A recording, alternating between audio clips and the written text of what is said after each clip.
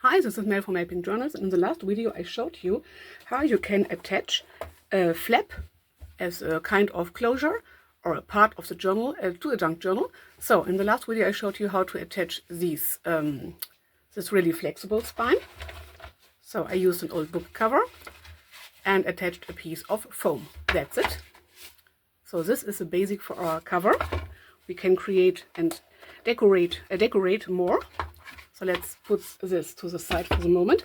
And in this video I show you, so the closure is optional, so you can use different kinds of closures, but this video series is about these flaps. These flaps and how to bind in signatures. This is an eyelet for some charms letting hang from here. And I will show you 4 ways of binding in signatures, because we create 4 journals. This I created off camera. And this is a hardcover flap. So see, it's more sturdy, it's not so flexible as the other. And you have more like a really second spine, to say so. So it's not like this, but you have a second spine. So let's start creating this kind of journal. Just closing the cover and moving on. In this case I have this old bullet journal notebook cover. I reused up all the pages for projects and I'm left with this cover. So first of all I want to remove this elastic because we don't need it. There's my fabric scissors, here it is. Let's see, you can remove the paper as well and then remove the elastic if you have some, but I will just cut it off. Trying to get as far to the edge as I can. But I think a bit of structure adds to a junk journal, a bit of texture. Okay, this is fine. Now we have kind of a book cover. Now we want to attach I'm searching for the word. Not an elastic flap, but my gosh, a hardcover flap. So I will grab something like this, so some cardstock, and then I will be right back. So I found some cardstock. This is from a paper pad, so the backing of a paper pad, but you can use food packaging cardstock as well. In this case you may want to glue on 2 or 3 pieces together to give it some more sturdiness, but this is really sturdy the way it is. So the next thing I have to do is cut it to size. So let's see, I like to use my ruler. This is 21.5 centimeters, so let's cut this at 21.5 centimeters.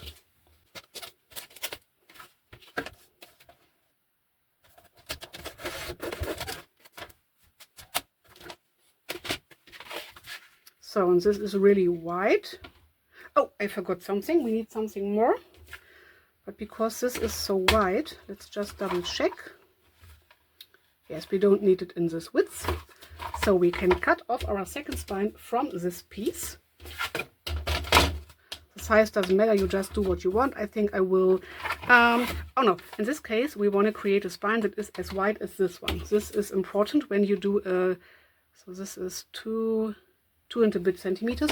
This is important when you do not this soft cover flap that is flexible, but you want to have the same amount, the same measurement for the spine as for the second spine for the flap as well. So 2 and a bit,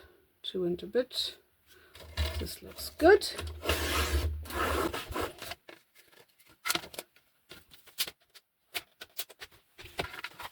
So let's just double check, this would be our spine. Yes, perfect.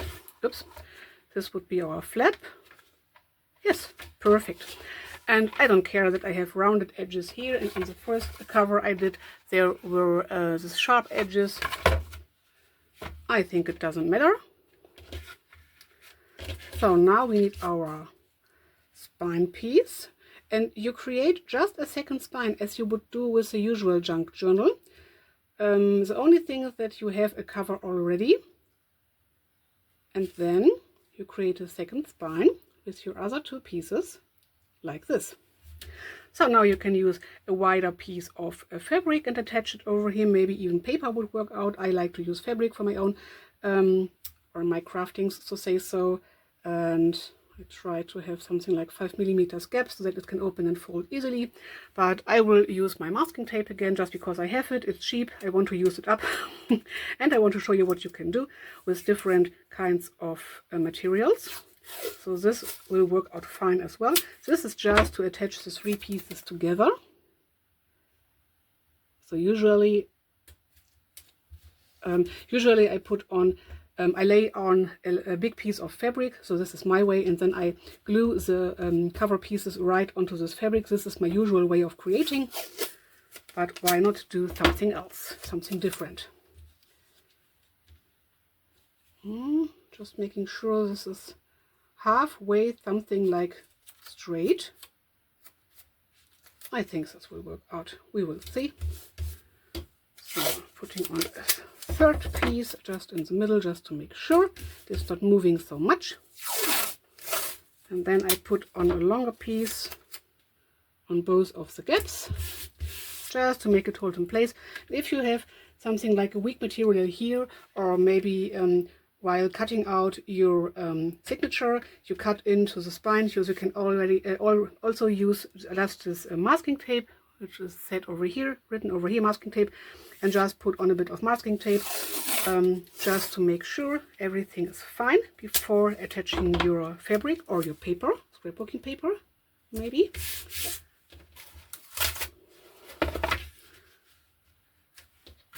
And you can redo it on this stage as well, but I think it's fine. It's a bit wider here than here, but I think it will work out.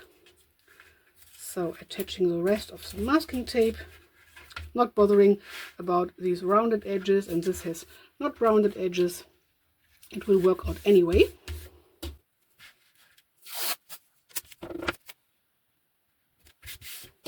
So last piece, just eyeballing.